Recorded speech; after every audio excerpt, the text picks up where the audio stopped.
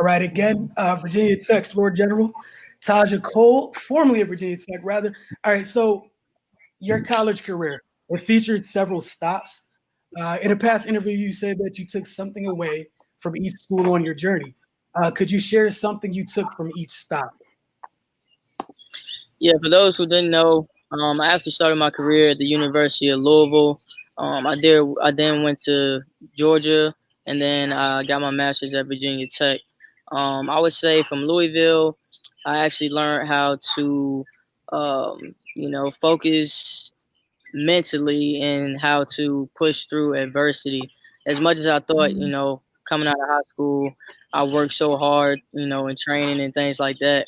Um, that transition from high school to college is just totally different, and it's honestly something that you can't prepare for. So I think mostly once I got to Louisville, they taught me how to breathe right. They taught me how to push through on hard workouts. They just taught me how to be a collegiate athlete. So from Louisville, I would just say I learned how to control my mental. Then once I got to Georgia, I actually learned what it actually meant to play for those who came before you. In high school, as an underclassman, you want to play for your seniors, but I mean, it's really not that big of a deal. I think when I got on the college floor, and realized the legacy that Georgia had, and a lot of people don't know that Georgia stands alone beside UConn, beside Tennessee, when it comes to NCAA tournament appearances. So I wanted to be a part of that. When I got there, I wanted to continue that tradition and just play for the ones that came before me every night. So I definitely learned, that the game is bigger than just you, bigger than just your team at that moment. It's all about who laid the platform before you. And then I would say once I got to Virginia Tech, I only had 1 year to make an impact. Being a grad transfer, being somebody new on a team. I had a team full of some veterans that were coming back, but a lot of new faces, a lot of freshmen that I've never played with. So I had to learn how to build quick relationships. I had to learn how to gain a group's trust really fast, and how to build those relationships on and off the court. And in result, we were pretty successful, had a great season, and I think that just prepared me to be a pro here today, overseas, and maybe one day in the WNBA. I'm gonna be on a new team, new atmosphere, and I'm gonna have to do those things I just talked about really fast. So I think all three stops taught me life lessons, and taught me a lot of things that I can take on with me. Cardell and Raymond, Octavia, who wants to go next? You got it, Raymond, or you want me to go? Oh, I go ahead. Hey, Taja, I Go just had ahead. a quick question. Just how are you kind of navigating this COVID space and just staying sharp and staying prepared and trying to stay in shape? So throughout this whole thing, I've just been trying to stay proactive. With the pandemic and everything going on, it's not a lot of things that people can say on this day this is going to happen. Everything is kind of up in the air. So instead of being reactive to the situation, I just been staying proactive and staying ready. Working out in the gym.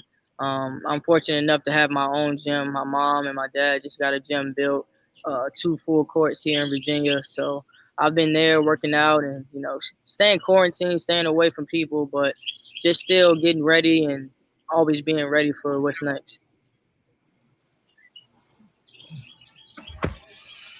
Um, I'm Taja Brown. Just focusing on your high school career. You was a standout player, obviously at LC Bird. With for Boo Williams. Um, but the thing when I first saw you live was at the Jordan Classic, which was an inaugural girls game for the Jordan Classic. Just talk about that experience, winning MVP. With 26 points. Obviously, me and Maya Moore. Just talk about each just each level you went up from LC Bird to dominating Boo Williams to being amongst the best coming out of high school at the Jordan Classic. Yeah, high school. I went to LC Bird High School here in Virginia. I really enjoyed playing under my coach, Coach Waller. I think she is the reason why I'm the player I am today when it comes to my quickness, my speed, and my my motor and never getting tired. I think, she was my basketball coach, but I look at her more as my track coach. I don't think no team, no high school team in the country ran more as we did, honestly. So hat goes off to her for my conditioning and my stamina. But coming out of high school, I was a McDonald's All-American. That was a dream that came true for me. That's something I always wanted to accomplish, and I had the opportunity to play in that McDonald's All-American game. And then Michael Jordan decided to have his first pretty much all-star game for women's basketball. And I got invited to that, thankfully. And I just tried to make the best out of my invitation. And I ended up getting the MVP of that game. And I had an opportunity to meet Maya Moore. So that was crazy. I was on fire that game. I don't know how many threes I had, but I was just having fun. The kids and the girls that I played in that game with, I'm still friends with today. Asia Durr, Arike, Taylor Cooper, and the list goes on. Dejanay Boykin. Those are kids that I all grew up with. So to play in that game with them and to be in New York, all my family is from New York. So, that was really fun. I can't forget about Boo Williams, my AU team. Boo, he's been a huge impact on my career. Funny story is I actually didn't want to play for Boo. My mom had her own AU team, and I just told my mom, I want to be one of those kids who make it big and go to one of the big colleges and get selected for these all-star games, playing for an AAU team that, is just a little local AAU team. I don't want to go play for, someone who already has their impact on the game. And, she made me go to Boo Williams trials, even though I didn't want to go. And I went out there and I ended up loving the trials. I ended up falling in love with, Boo and how he ran things and my teammates. So I thank her for, pushing me and broadening my horizon.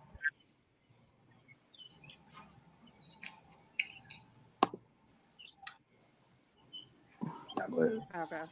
All right, So I go. speaking about AAU, Oh, my bad. Go ahead. no, go ahead, Octavia. I'm sorry. Okay. I was going to say, speaking about AAU, how important do you feel like AAU was to you coming up? And do you think it's as important to the kids coming up nowadays, especially with AAU season supposedly supposed to be kicking off, or with this pandemic? I know it's going to be tough for them. I think AAU for me in the past, it really was important.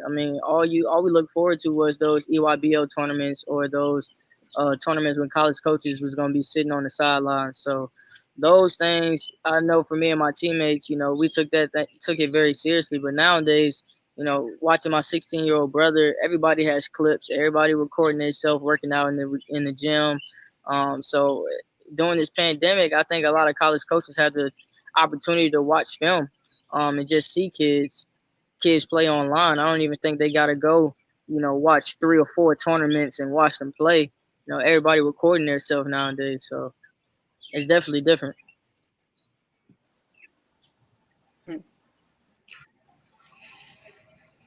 Go ahead, Wilson. You about to add something?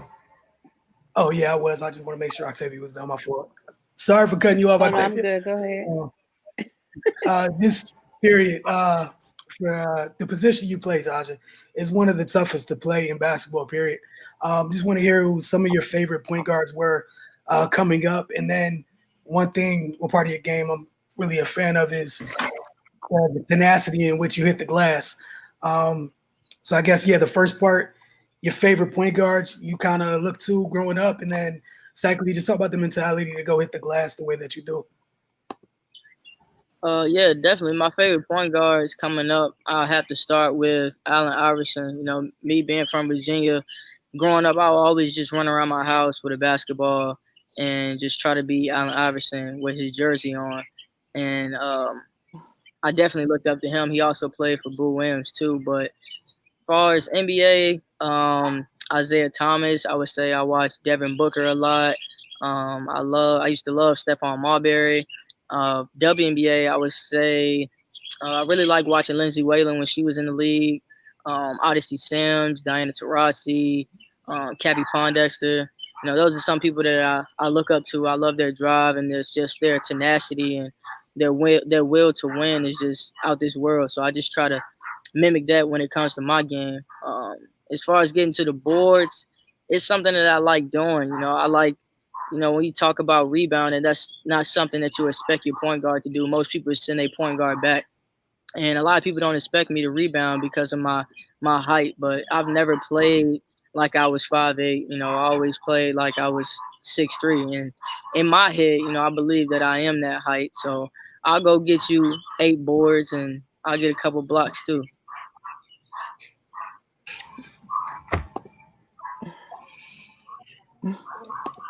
Okay. Kind of switching topics a little bit. This pandemic and protests has been a rough 2020, to say the least, for everybody. But for you, being a Black woman who just happens to be an accomplished athlete, what has the last few months been like as far as dealing with the pandemic that cut, everyone's season short? Obviously, as far as trying to get into camp and compete for spots with the WNBA, that was eliminated. And then just witnessing it seemed like back-to-back murders of Ahmaud Arbery, Breonna Taylor, and George Floyd.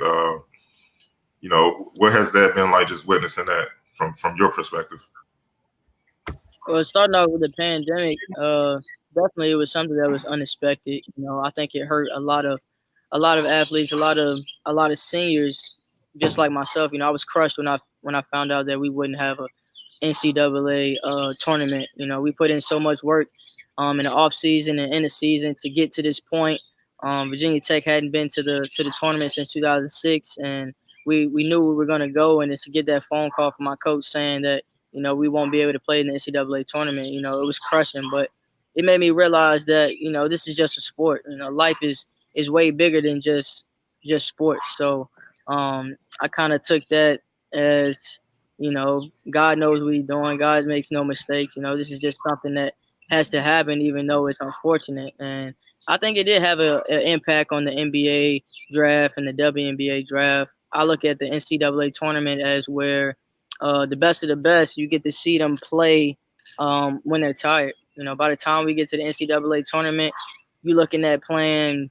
You already played 30 plus games, so you get to see who's really the pros. Who's really tough, who's really able to play when they're tired, and you get to see great basketball. So I think if the NCAA tournament would have happened, the draft would have really been totally different than it was. But as far as everything that's going on in our country and all over the world right now, it's just you know it's something that has been going on for years, and I feel like right now it just has a spotlight on it right now, and a lot of the younger generation, this is the first time they're really seeing it in front of their face. So as an athlete, I just try to use my platform, to let people know that this is the time where we really need to stick together. Everybody stick together with their families, and it's sad that you can't look at the next day, or I mean, you can't look at the future. You got to be worried about how the next day is going to be, or if one of your close friends is going to be here the next day. I never try to live my life day by day. I try to live my life day by day. I never try to look ahead to the future, but I think that's kind of hard right now, based on how everything is going. It's kind of hard to look ahead to the future.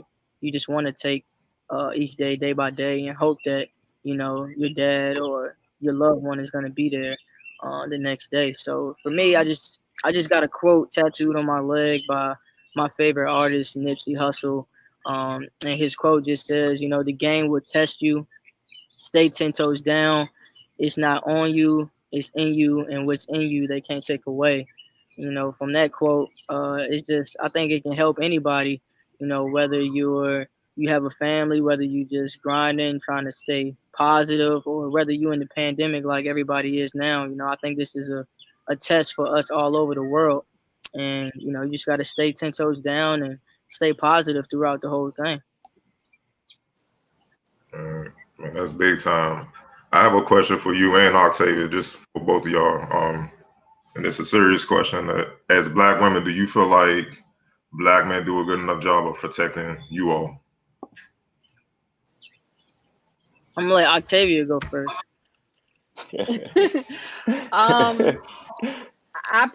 I personally hate to generalize it to make it seem like all like everybody is considered in one category. I feel like there are times when Black men don't protect us, and then I do feel like times there are. And I feel the same way, vice versa. There are times where I feel like Black women should stand up more for Black men, but I do feel like there are times that we do. I feel like a lot of times we can be our own biggest enemies. When somebody does try to step up, they're like, "Oh, now you got something to say." It's like nobody can take you at face value for what you're saying at that moment. So I just think it's a lot to unpack on both sides. But ultimately, like if I had to look at it on a bigger scale, I believe that we both do support each other and that we both protect each other as much as we can. Um, it's tough nowadays and how the world is right now. I'm optimistic, as more things happen and as things evolve with everything that's going on outside the pandemic and with police brutality against us, I think we're going to make a change. This is to me, this is the biggest change that I've seen. We always talk about, people protest for a day and then they go on about their business. This is the most sustained I've seen it. This is the most change I've seen in my life. So I'm optimistic, and I do believe that Black men they protect us. You're always going to have people that don't, regardless of where they are. So to me, it's a hard question, but ultimately, yes, I do believe we protect each other. I agree with Octavia. I do think it is some Black men out here that do protect us and do use social media or are out there marching or protesting for us. But I also believe that as older people like you guys, I think that y'all should educate our younger generation more because they really don't know. I don't think they know what their grandmothers, moms went through or had to go through in the past. Like they just look at what's going on now and they think that's something when really this is something that's been going on for years and years. And I think that if they knew, what it was like, I think that they would want to protect us, even more. But I do feel like to look at it vice versa as females, I think that we should use our social media platform. That's what we have nowadays. But I think it's hard for us, man. It's hard. It's not so much that we can control. I think once they are in those positions where people getting pulled over or authority is doing what they do, it's hard for women to step in and do something. And so I'm still working on that.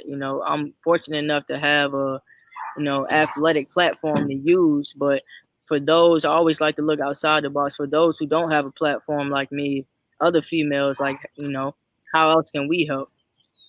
Other than protesting or, I just turn to family, like, the closest people to you, just stick by them and, try to just protect each other at all causes. That's what I think. I think this is the time where we all should just come together more than anything. Oh, no doubt, no doubt. Well, for both of you, those are two great answers. First off, Hmm. thank you both for those answers. And I can't speak for all Black men, obviously, but just saying, yeah. That being said, hearing both of your points, we still do as a whole need to do a better job for protecting y'all. Period. Um, Raymond, Octavia, did you have any more questions? If not, I'll pass it over to Cardell. Did just have one more question, Tasia. With just as y'all just talked about the current climate in the country, we're seeing a lot of athletes, being vocal and speaking up and really stepping up in regards to this situation. Is that something that you always had in your mind that you would do when you reached a certain level as an athlete? Definitely. I think my mindset has always been whether a pandemic happened or not, is to just give back to my community, give back to the schools I play for, give back to family. And I'm just the type of person where I always want to be there for people. I've never been self-centered. I've always wanted to help people in some way. So whether it's me talking on this show, whether it's me using my platform, whether it's me making somebody look better on the court, that's just me. That's just who I am as a person. And I think that everybody should take that lesson and just realize that this life that we live in is bigger than you, and everything that you're doing in the moment or that you're thinking about doing is going to affect somebody else.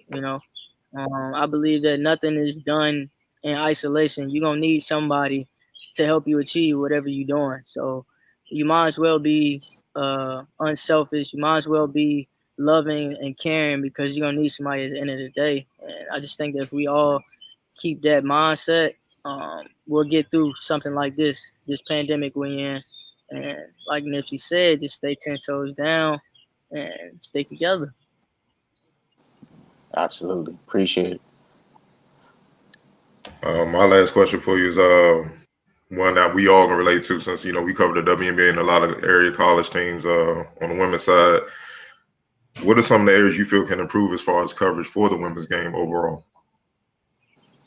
I definitely think that we just need to be televised more. I think watch coming and playing in the NCAA game. You watch women's college basketball, and you actually do have people dunking now. So you can't use that excuse where females don't play above the rim.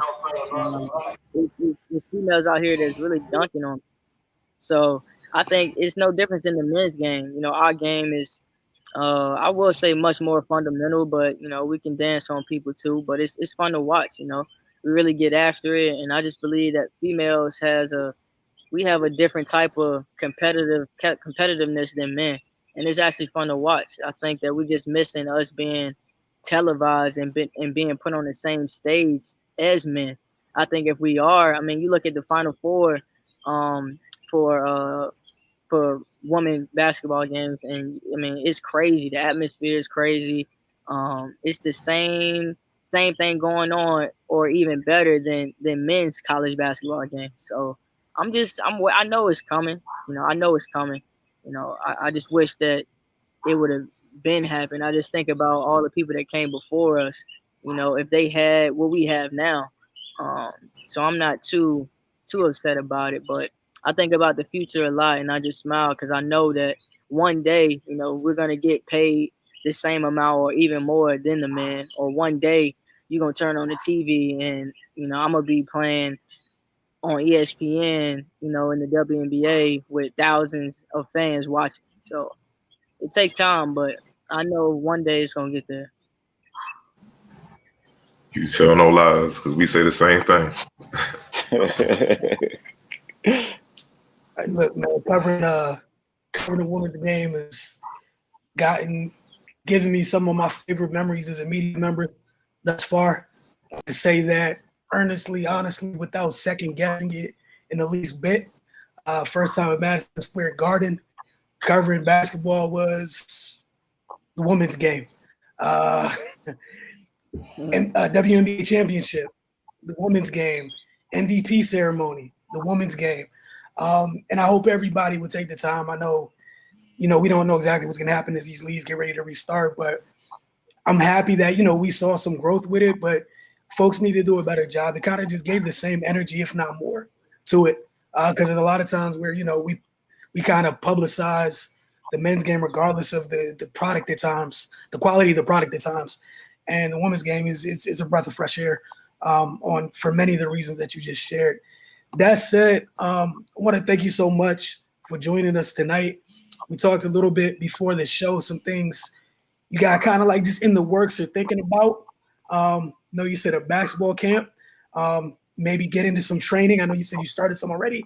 And then from another interest, fashion design and apparel design. So before you leave us this evening, for those three things that we just that I named, those items, those interests, if you could just share your social media one time to tell folks just how to contact you. Definitely. My Instagram is Team Cole 5, TEAMCOLE 5, and my Twitter is TCole_0. I just want everybody to stay tuned. I will have a Taja Cole basketball camp coming soon, but as of now, throughout the pandemic, I've been training here in Virginia. So if you guys are interested in training, just stay tuned to all my social media and stay tuned to my aspirations in fashion and design. I've also been proactive in talking to a lot of people in the fashion business and apparel design business. So one day you might see me working for Nike or Jordan or Puma or Adidas in the fashion field. So yeah, that's what it is. Again, thank you so much for joining us. Taja Cole, former standout floor general at Virginia Tech. We wish you nothing but continued success. And check in with us on your journey as you go forward. Definitely would like to know. Obviously, we'll see you as you continue to go forward. But before we take our first break, again, Jamal Hayward, 9450 Breakdown. Want to shout out his consistency and dedication to this segment of our show each and every week for knocking these things out. This week, Jamal's breaking down, probing in the options off it. Again, probing in the options off it. This was Taja Cole. You're watching the Focus TV. We'll see you guys after the break.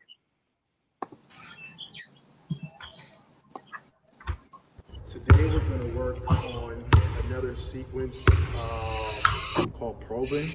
It's not actually where I'm going to be shooting the ball, but it's just breaking it down on how to do it, mainly coming off screens both ways, using my left hand as well as using my right hand, and other details and intricacies within it. So I'm going to be at the top of the key here. So let's just say somebody sets a high ball screen for me here, and I start with my left hand and I come off the screen. Once I come off the screen here, my defender will be here. So once I come off the screen, I can start coming off the screen tight. Come off the screen tight, I throw it, then I can stop right here. So I'm stopping right here. The defender is trailing me. I can hold the ball here, so I'm holding. But when I'm doing that, remember it's 5-on-5. So there's somebody standing in the corner, there's somebody standing on the wing. So what's important with probing is I'm holding off here. It's to look at that wing person, look at that corner person, as well as over here too also, because there's going to be defenders that's going to be sinking in. So it's using my head, moving side to side and swivel. I'm holding here, I'm looking side to side. I'm going to talk to the defender. Now they don't know where I'm going to pass, so I can either shoot, I can either drive to the basket, or I can do a pass fake. I have multiple options. So now if I probe the other way, here, I probe here, I'm off and out, same exact thing. Now, another option I can do, if I come off the screen, I can probe here. Now I can manipulate the distance. Probe here, throw it, probe in. I'm reaching forward with my probe. My feet are always on the move, reaching forward. I can shoot a floater, I can make a dump off pass, I can make a hook pass. Multiple options off the probe. Today we're going to work on another sequence called probing. It's not actually where I'm going to be shooting the ball, but it's just breaking it down on how to do it, mainly coming off screens both ways, using my left hand as well as using my right hand, and other details and intricacies within it. So I'm going to be at the top of the key here. So let's just say somebody sets a high ball screen for me here, and I start with my left hand and I come off the screen. Once I come off the screen here, my defender will be here. So once I come off the screen, I can start coming off the screen tight. Come off the screen tight, I throw it, then I can stop right here. So I'm stopping right here. The defender is trailing me. I can hold the ball here, so I'm holding. But when I'm doing that, remember it's 5-on-5. So there's somebody standing in the corner, there's somebody standing on the wing. So what's important with probing is I'm holding off here. It's to look at that wing person, look at that corner person, as well as over here too also, because there's going to be defenders that's going to be sinking in. So it's using my head, moving side to side and swivel.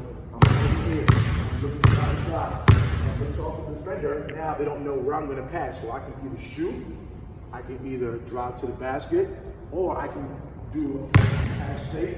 I have multiple options. So now if I probe the other way, here, I probe here, I'm off and out, same exact thing. Now, another option I can do, if I come off the screen, I can probe here.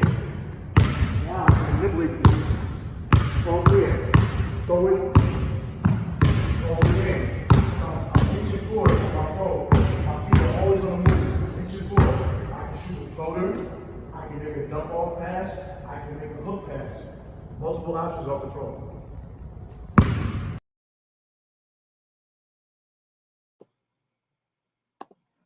Welcome back to the Focus TV.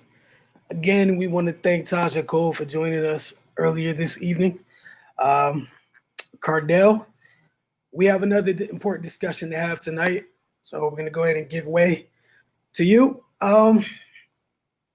What do you have for us this evening in terms of this discussion?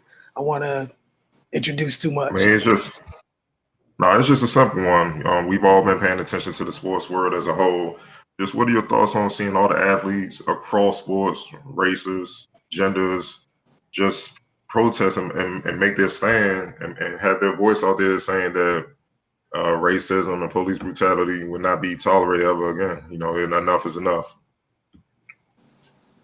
Start with you, Octavia.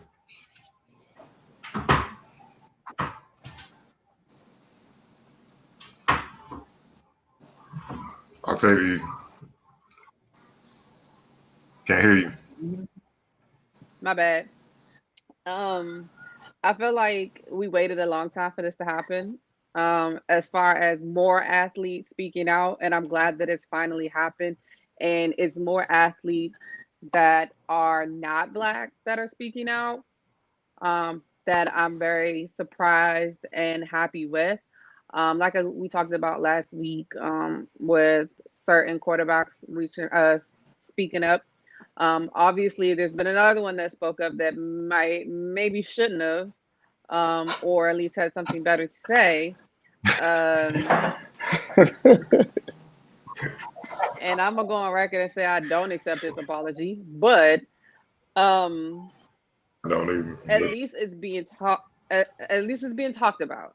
Because I feel like that was the biggest thing. Now, the next step to me would be some type of action because now everybody's talking. But as you guys have talked about plenty of times in the past, um, back in the day when certain athletes would get together and they'd be like, no, we need to get this done. And how they did it, they said they weren't playing, like I'm not going to play. And you saw how everybody fixed it and they got it right so they could play. I don't know if it has to be that drastic. I don't know what they have in works for this. But that's the next step is actually action. There's been a lot of talk. Goodell has come out and did his little video. Um, but until things actually physically change, I don't want the players to think like, oh, great, we're good. We don't have to do anything else. Like there's still things that need to be done. There's still things that need to be talked about. There are clearly still people who don't understand what we're protesting and what we're fighting for. Um, Drew Reeves, who completely missed the mark on what this whole situation is about. Um, and today, of course, with the funeral of George Floyd, I watched it today, and Reverend Al Sharpton said it best. Like, we don't need an apology; we need you to fix it. So we need you to fix it. If that's getting, I believe it's getting Cap his job back, at least giving people, because I feel like he would have had a job. I just feel like it's higher ups that are scared to actually hire him or put him back on the team because of all the backlash that they would have gotten or whatever. But at this point, I need to actually see action. I'm happy with all of the talking and all of the, bringing it to the forefront. People are being more outspoken and more their authentic self and not having to hide behind, well, the league won't let me do this and the league won't let me do that. Because I feel like in the NBA, they've always had that platform. They didn't really have to, shelter their words from everybody, even though they do a little bit. But I feel like in the NFL, like everybody's kind of more closed mouth and tight nipped. So I'm happy that they're talking. I just want to make sure that action is still to come, um, because they have work to do too. They have to figure out something to fix what was broken. They've admitted that they've done something wrong. So the next step will be to be actually fixing it. Okay. Raymond. Yeah, just piggyback off Octavia. I'm glad that these conversations are happening. I feel like just overall that this conversation is happening in a way that it hasn't happened in a really long time. In regards to athletes speaking up, I think that's a beautiful thing. With so much being said of athletes not being socially conscious or using their platform. Um, I really feel like they are in this instance, but again, like Octavia said, it does need to be some action behind it. I don't want people to get comfortable and settled with just the fact that companies are releasing statements and donating money. That doesn't solve the problem. You know, it needs to be some more systemic change. The fact that there aren't many minority coaches in the NFL, that needs to be addressed. The ownership disparity needs to be addressed. I just don't want people to rest on their laurels in a time where the leverage that we have now is unprecedented. Like this is a sensitive time, and people are going to make sure they're not making moves that would paint themselves in a negative light. Like I know that this isn't going to change the hearts of some people. I know that, but at the end of the day, these are business people. They know if they make the wrong move or say the wrong thing right now, they're going to get axed. They're going to get crucified publicly. So go ahead and make them, do something to better this situation. And in regards to Drew Brees, uh, I feel no sympathy for him at all for the backlash he got for his stupidity. He had a front row seat to the whole Kaepernick saga. He knows what the situation was, or at least he should know. With he's been in the locker room with guys, with African American players. He's knelt with them before. So I don't understand why he would feel the need to make that ignorant statement he made and then immediately try to backtrack it once he started getting backlash. Like no one believes you. Like either you're willfully ignorant or you're just stupid. Either way, he deserved what he got. He should have just kept his mouth closed. Nobody asked for his opinion. He just put himself in the in the lion's den for no apparent reason. So he's got to be held accountable for that. I was glad to see his teammates hold him to the fire because, like, dude, you go to war with these guys. You've fake like you supported them in the past, but then to come out and say that, like, it's been established that this isn't about a flag. And I don't care about your grandfather serving in the war. And I'm pretty sure they served next to black soldiers who, when they came home, were mistreated or possibly lynched in their uniforms. So this is not about the armed services or a flag. This is about systemic racism, social injustice, police brutality, and just unfair treatment across the board. So people are showing who they are, and once they show you, you just got to believe them. And again, with all these people releasing statements, it was cute that Goodell made a video. Good job, bravo. You had a good producer, but yeah, Cap's still not on the team. Go ahead and address this issue of black coaches continuously getting looked over. Go ahead and get some minority ownership, and then maybe I'll start to take you serious.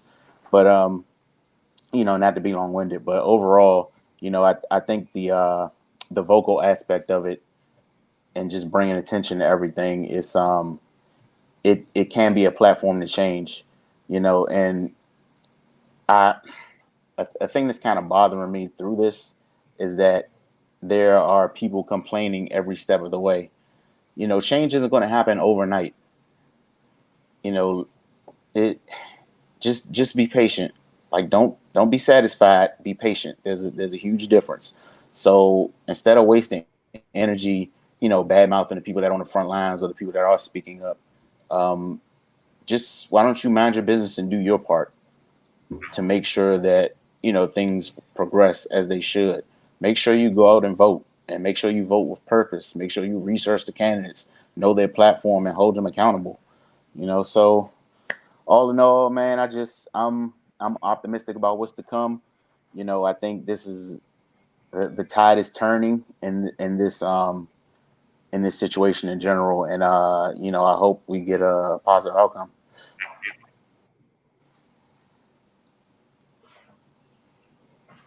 On you, Wilson.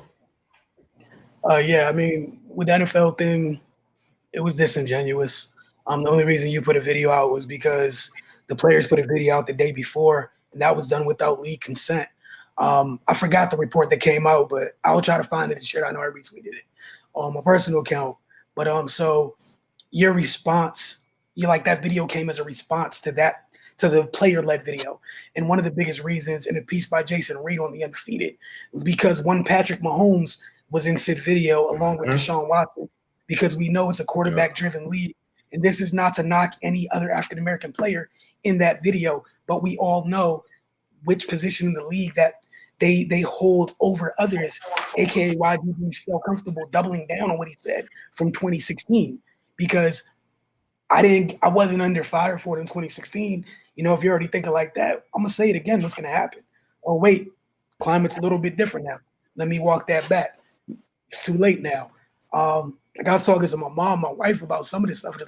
It's kind of sad, but it's sad that people almost have to be shamed into doing the right thing. But if that's what it is that kind of initiates or moves the needle for some type of change, it is what it is. But yeah, with the NFL, it's just disingenuous, and credit to Patrick Mahomes, Deshaun Watson, because it's ironic that while they're making this stand, if you look around the league right now, the dudes who move the needle in the league right now look a certain type of way, and it's not the way that, this is almost upside down for a lot of the old boy folks in the NFL. Top 10 quarterbacks in the league, they all look the way that you talk bad about those type of players. Pat, Lamar. So yeah, Lamar won the MVP. Pat gets a Super Bowl. These dudes are both under 25 within the first 3 years of their careers. Russell Wilson's been doing what he's been doing for a minute. You got Deshaun out there dragging the Texans along. And it's ironic because everyone was so quick to throw that style of play away when they're trying to dismiss Cap. And once again, just to set the record straight for like the 90,000th time, as a Niners fan, that team he played on was god awful. God awful. It was a dumpster fire of a roster. I don't care what player you put over that, what quarterback you put on that team, they were not going to get to 500. They were not going to win games. Almost every skill position player that he played with in that last season is no longer in the league, and it's for good reason. No one's missing any of those guys. It was a garbage fire of a roster. There's a reason that regime is several regime changes over, that it looks different. There's a whole reason that Joe Staley is one of the last guys around, because that regime was horrible. And then for Goodell's apology, until you say Cap's name, it's all irrelevant to me. Nothing matters. And give him a chance. And again, it's kind of funny because, like, I don't know, what do you kind of need to be successful playing a position in the league? All the same stuff you said that he couldn't start in the league with behind the Blaine Gabbert. It's just too much like intentional misinformation, and it's just lazy.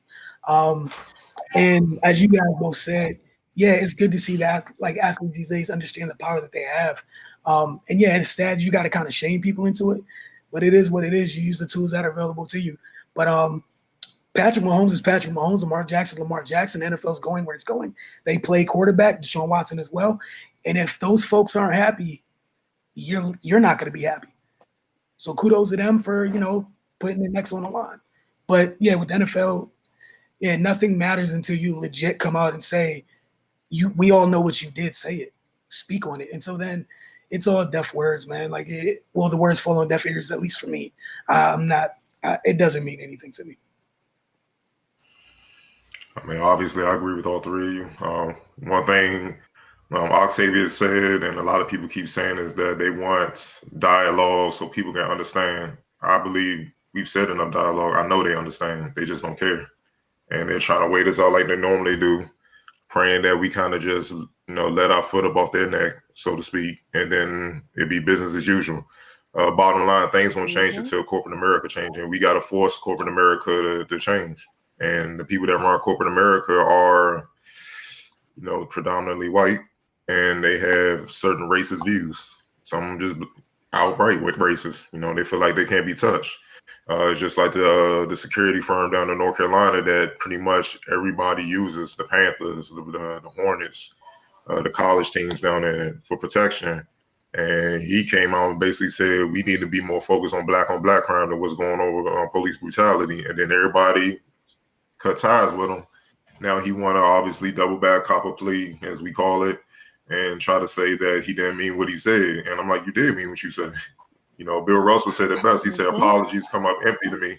Bill Russell said, apologies come up empty to me because if you was really sorry for what you did, why did you do it in the first place? He said, what ends up happening is you're sorry for the reaction you get to what you did, not necessarily what you did. Mm-hmm. And that's what I see a lot of people doing. A lot of people. It's really about corporate America changing. And what I mean by changing, not just changing rules and regulations and laws and all that. Nah, we got to get some of us up in there. A lot of us up in there. So this stuff won't come back. So this stuff won't happen again.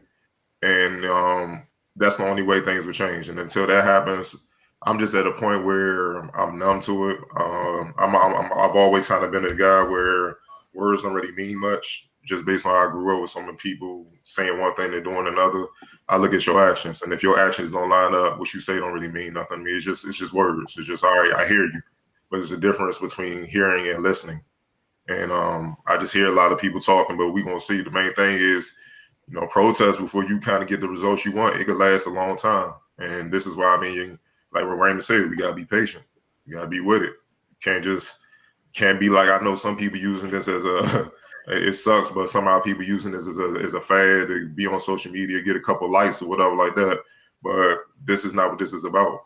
You know, you got to keep protesting, you got to keep fighting, and for however long it takes. You know what I mean? It might be a couple months from now, might be a couple days, might be a couple years from now, but we still got to keep doing it. And until that happens, until we start seeing some significant changes, we can't stop.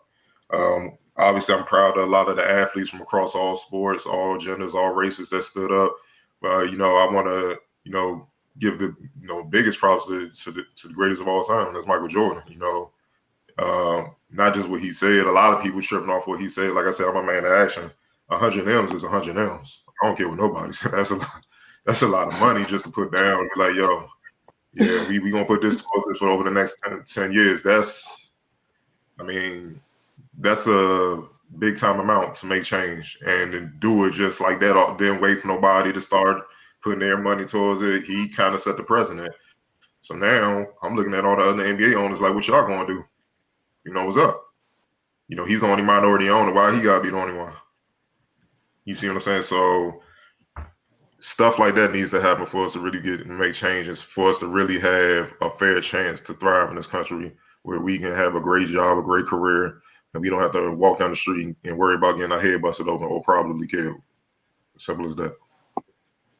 All right, folks, we're going to take a quick break. When we get back, a little bit of rapid fire, discuss real quick the impending return of the NBA. You're watching the Focus TV.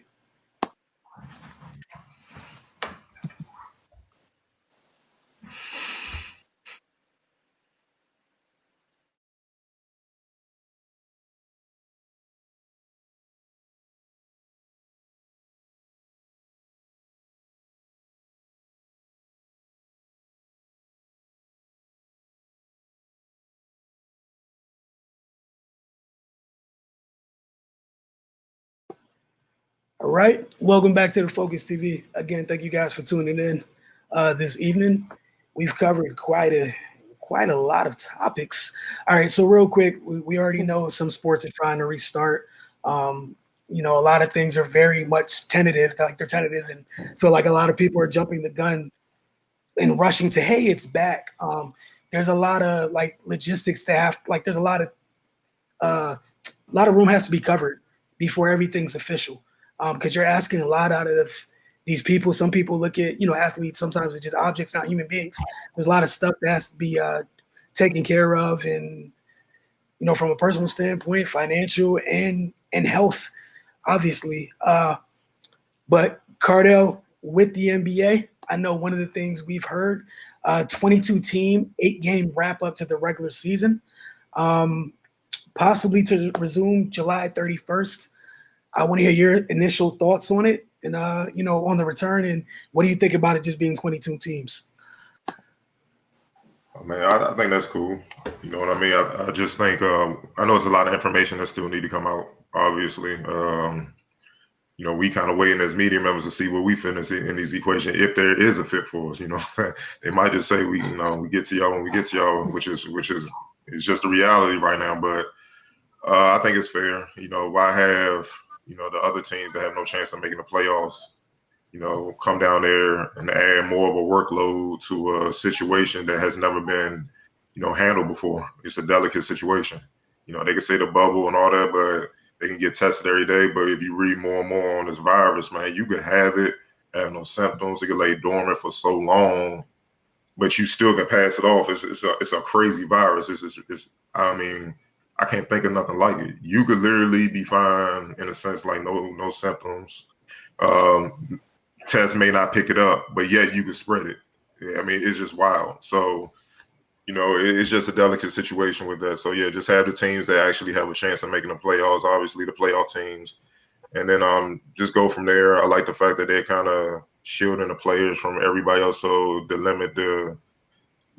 to limit the chances of them, getting this virus and spreading it, and then obviously having that shut it down completely. And now they're really behind the eight ball.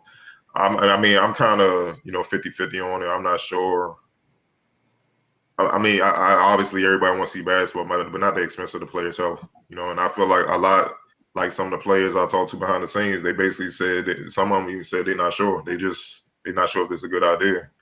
And also just taking away from the virus, look at just delay and the break in high level competition. Can they just, even though it's going to be kind of a training camp for about a month, it's still hard to simulate actual game situations, actual game reps, and it's just hard to replicate that. It's just, and so how would that add to injury? How would that add to because basically when they come back, it's going to be kind of, the season's going to kind of be like what we grew up on. It's not going to be 1 or 2 games and you got like 3 or 4 days off. It's going to be like old school. Like you got to play dang near back to back to back. And some of these players, young players, a lot of them in the league had never experienced that. So are they prepared to have that type of workload and that type of grind over the next few months? And then what happens if key players drop? Like, what does that, you see what I'm saying, as far as from injury? And I know that's a part of the game, but it's just so many factors that I'm looking at. And it's just like, and honestly, the main factor is what will the quality of basketball be? These guys haven't played in a long time. Who's in good condition? Who has the advantage? Probably having the finances to have a gym to stay ready as best they can. I heard plenty of players say, "Man, I only have access to a court right now. I'm just going outside running for the most part. That's it. Where their rhythm gonna be? Where the chemistry gonna be? You know what I'm saying? It's just so many question marks with this. So I guess we'll see soon, man. But I'm just 50-50. I really don't know because there's a lot of information that still hasn't even came out yet as far as how they're gonna navigate the whole situation. So wait and see, like everybody else. Octavia, your thoughts on the NBA? Possible impending return? I will say selfish me is excited to see live sports again, but on the other side of it, I don't want it to be at the expense of any of their health or any of their family's health or at all, because reading some of the stuff, like they're trying to figure out, well, these people, they need their family around. How are their family going to be able to visit them? They're going to be away from their, although yes, they've been at home this whole time, but they're going to be away from their families for, another time, another period of time. Are their families going to be able to come see the games? Are they going to be able to come into the bubble? And are their wives going to be able to come and see them? Are they going to be able to see their kids in the midst of all of this? So like Cardell said, there are, to me, still so many factors that are up in the air. How are they going to handle it if somebody on one team actually does contract the COVID-19? Are they going to just make that whole team quit? How is that going to then change everything else that everybody else has going on as far as the playoffs and the play-in tournament and whatever else they decide to do? So I just think there's so many what ifs. And of course, we don't know everything that the NBA is working on behind scenes, but I wholeheartedly hope that they have a contingency plan for if anything goes wrong. Like they have to be able to map out if this goes wrong, we're able to do this to keep it going. If this goes wrong, we're able to do this to keep it going. Because I can just see them something happening in the midst of it and them not knowing how to handle it. And then it just throws everything off. And then again, we're at the point like, why did we even do this?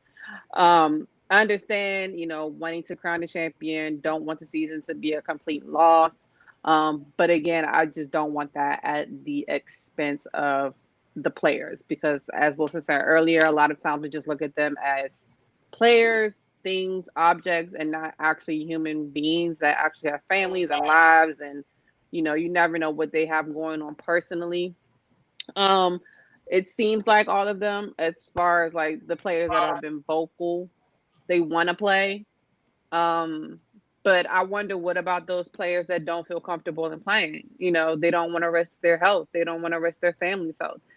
And then you then take, like Cardell said, is that going to take into account the quality of it? Like, what if one of the biggest players on the team decides, like, yeah, it's not worth my health. I don't think I want to do this. Then what are we really doing? So, um, July 31st is, a little ways away at this point. So we still have some time to figure out and, see the reports as they come out day by day. So I'm very interested to see how it works out.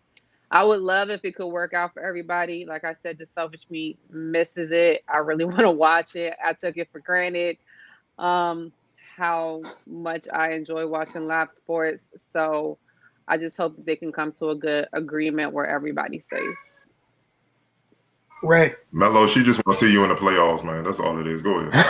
That's all it is. That too.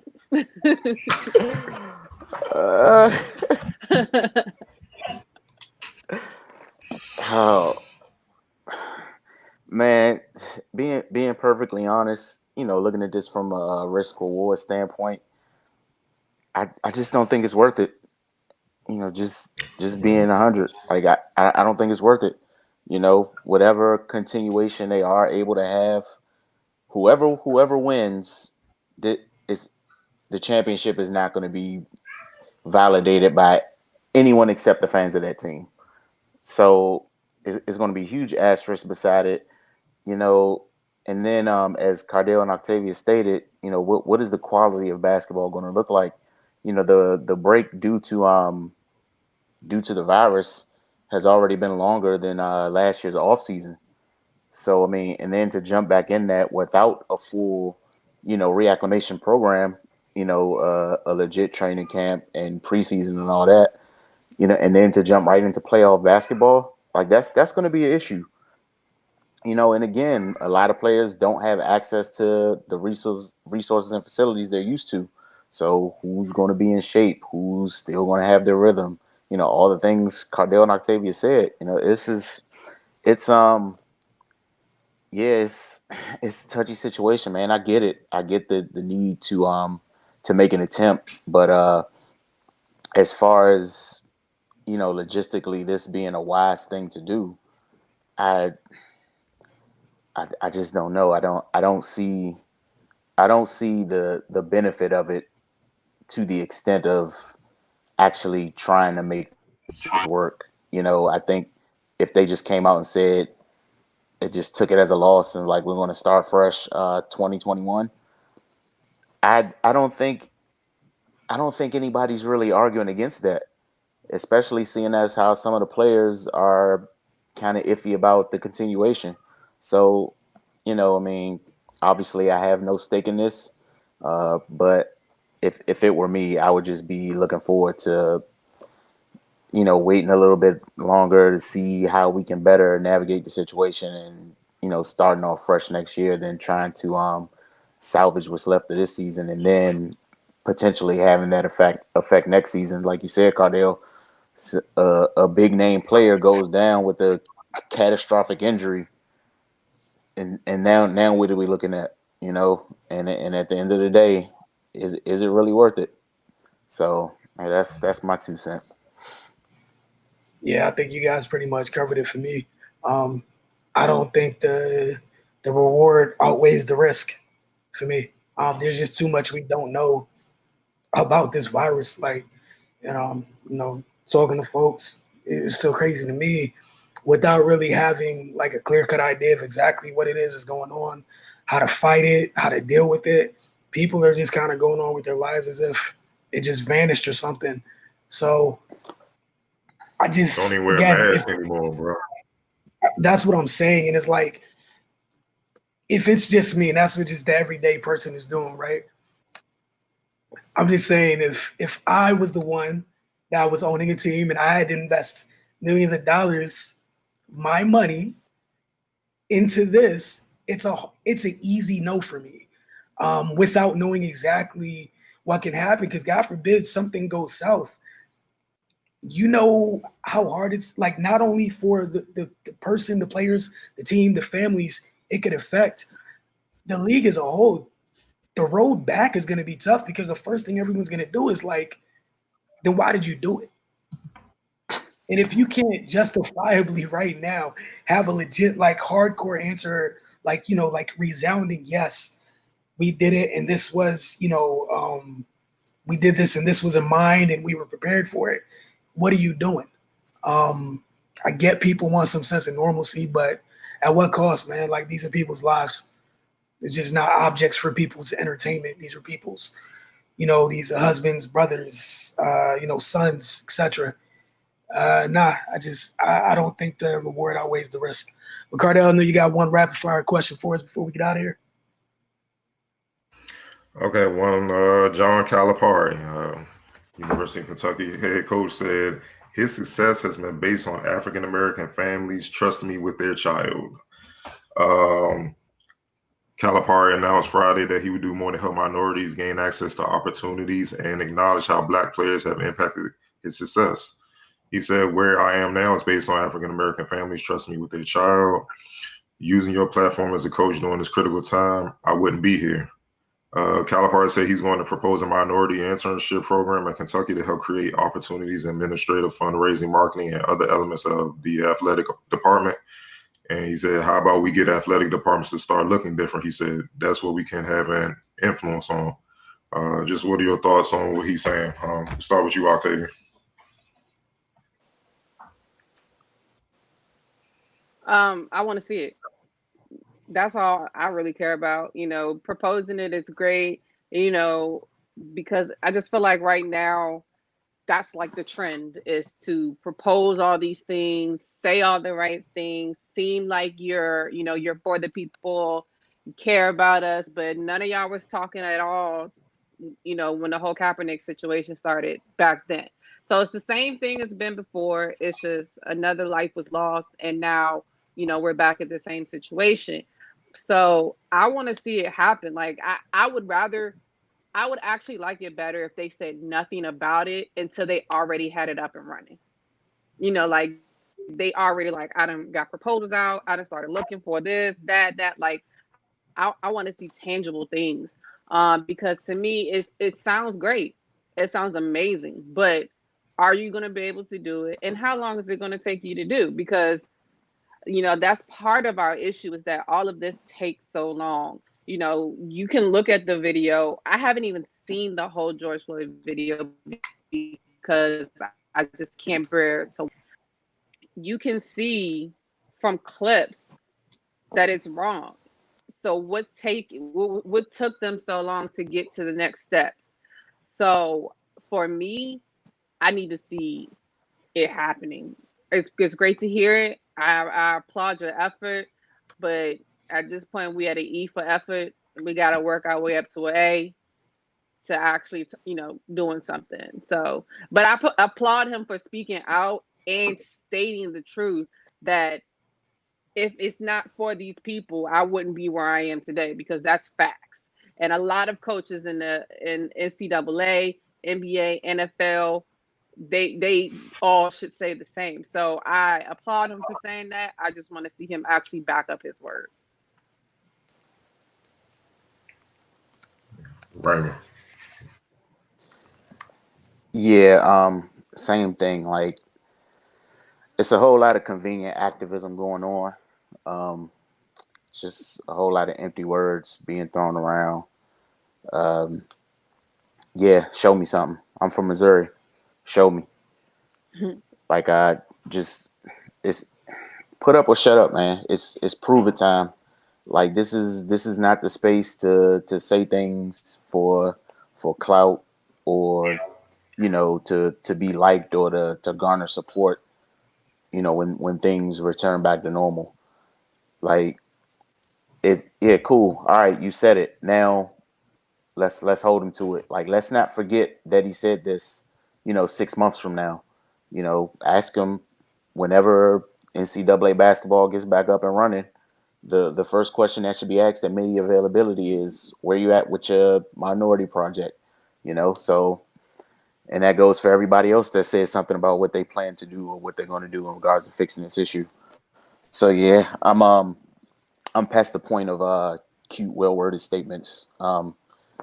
Get to working, man. That's it. Yeah, not too much to add here. I mean, what he said is absolute truth. I mean, from every program he's gone to, uh, legitimately responsible for his rise. Shout out to the Marcus Camby. Yeah, like Like a baby. he's telling the honest to be the truth. Man, look like a baby. My guy at UMass too. Right? So from the very beginning, very very special African American athletes for giving his journey all the way up to now. Got that machine, that factory over there in Kentucky.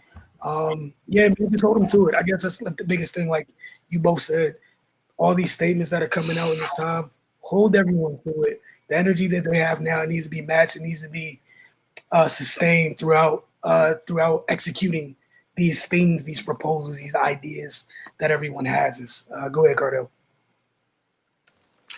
I mean, obviously, I agree with all the three of you, but one, I am gonna give him credit. At least he said something. It's a lot of white head coaches that have been awfully quiet in basketball, very quiet. They haven't said much, and that is irking the hell out of me. They got a lot to say about players getting paid off their likeness and all that stuff. They speak up real quick about that, but they ain't saying much about this protesting and police injustice. They ain't saying a lot about that stuff. I mean, we know what it is. We ain't even got to play down. We know what it is, man. So that's the reason why they ain't saying it. So, I mean, it's just so much BS right now. That's why we all feel the same, man. Look, we ain't trying to hit you, dog. Where the receipts at? Just show me. Oh, you did that? Cool. Cool. You get ahead now. All right, we moving on to the next one. But until that happens, it just sound good. And but it's some prominent coaches that need, yeah, y'all look. It's funny how people call out Jordan. He never speak up. They ain't saying something about these dang white coaches that, when I say eat off us, eat. I mean, it's coaches that make more money they're the highest paid person in the state. Literally. Quiet as a mouse. Ain't saying nothing. But if a certain player acts a certain way, celebrates wrong to their dislike or something like that, they reprimand them in the media post game conference. Man, y'all know what I'm talking about. I ain't gotta say his name. Y'all know exactly what I'm talking about. There's a lot of little coaches that got a lot to say about other situations. Yeah, even some coaches around here been awfully quiet. And hey, why not represent one of my favorite, my childhood team growing up, my childhood university, man? I haven't heard nothing. I haven't heard anything. So some suspect people out here, yeah. So, California at least smart enough to say something. You know what I'm saying? Yeah. Y'all making millions off of us, man. And man, look, let me be quiet before we get back. We ain't gonna never get credentials if I keep going. I'm trying to say. And just to note, I don't think we gotta frame what we have. That's it. frame them off. This is we got enough enemies. That's all what I used to. We got enough enemies, huh? It's all good though. They trying to censor us on Twitter already, dog. Like it's crazy, man. Oh man. Go ahead, Ray. I'm sorry. We can get out of here. No, that's all good. And I don't think Calipari is being disingenuous or anything. He's actually spoke on this before. Yeah. So I don't think he's just blowing smoke. But again, just make sure it comes to fruition. This isn't the time for lip service. That time has been passed. So And but yeah, call like you some said, ex-boys Cardell, too. a lot of people real tight lip, and it's not a good look. Your silence says everything, plain and simple. Look, Hmm. man, I'm just interested in seeing in the next couple of years recruiting classes, regardless of the sport, what that conversation is like when you enter some of our homes to say what you're going to do for some of our nephews, nieces, brothers, cousins, because this time will be a time that you may not have to answer now if you're quiet. You will try to get said recruit. It will be interesting. What are you going to say about this time in which it was 0 dark 30? What are you going to say? And the I fancy imagine it can little be fun, graphic and the fancy little you know. graphics by the school, that's not you speaking up. No, we not trying to have your little intern that wrote that.